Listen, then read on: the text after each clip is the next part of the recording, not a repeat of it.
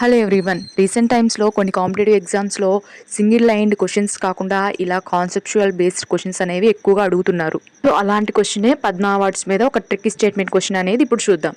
Question వచ్చేసి Padma awards గురించి క్రింది వాక్యాలను పరిశీలించండి. ఫస్ట్ స్టేట్మెంట్ వచ్చేసి పద్మ అవార్డ్స్ భారత రాజ్యాంగంలోని ఆర్టికల్ 18 ప్రకారం టైటిల్స్ అవుతాయి. స్టేట్మెంట్ 2 పద్మ అవార్డ్స్ ను 1954లో ప్రారంభించారు.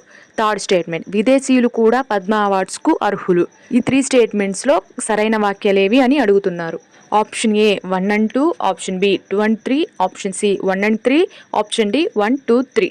ఫస్ట్ స్టేట్మెంట్ చూస్తే పద్మ అవార్డ్స్ భారత రాజ్యాంగంలోని ఆర్టికల్ 18 ప్రకారం టైటిల్స్ అవుతాయి అని ఇచ్చారు. ఫస్ట్ ఆఫ్ ఆల్ ఈ క్వశ్చన్ మనకు ఆన్సర్ అనేది తెలియాలంటే మన ఛానల్లో ఉన్న లాంగ్ వీడియో కానీ పూర్తిగా చూస్తే మీకు ఈజీగా ఆన్సర్ అనేది తెలిసిపోతుంది. ఎందుకంటే ఈ పద్మ అవార్డ్స్ గురించి టోటల్ హిస్టరీ, అవి ఎందుకు ఇస్తారు, ఎవరికి ఇస్తారు, నామినేషన్ విధానం ఎలా ఉంటుంది, ఏ ఏ రంగాల్లో ఇస్తారు, ఇంకా రీసెంట్గా 2026లో రిలీజ్ అయిన ఈ పద్మ అవార్డ్స్ గురించి, ఆ అవార్డుల యొక్క గ్రహీతలు ఎవరు, ఎన్ని అవార్డులు టోటల్ అనౌన్స్ చేశారు, ఇవన్నీ మన ఛానల్లో ఫుల్ వీడియో ఒకటి చేసి పెట్టాను, చూడండి.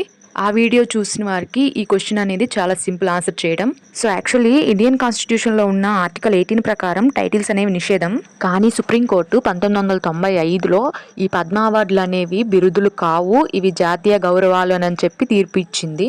సో పద్మ అవార్డ్స్ అనేవి ఆర్టికల్ 18 ప్రకారం టైటిల్స్ అవ్వవన్నమాట.